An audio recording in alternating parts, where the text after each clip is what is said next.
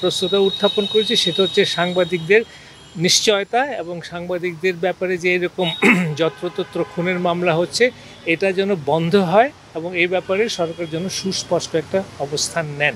সাংবাদিকদের যদি কোনো রকম দোষ থাকে, তারা যদি দুর্নীতির কারণে থাকে, তাদের সঙ্গে আলাদা মামলা হবে, কিন্তু এইভাবে যেন না হয়। মিডিয়া নিষ্পেষণে যতগুলো কালো আছে সেগুলোর যেমন digital security act, cyber security act, এই ধরনের আইন যেন অ্যাটলিস্ট এই মুহূর্তে ঘোষণা হয় যে এগুলোতে সাংবাদিকের নিপীড়নের যেসব অধ্যায়গুলো আছে এগুলো কার্যত হবে না এবং এটার রিফর্মটা ওনারা সময় নিয়ে এটা করবেন।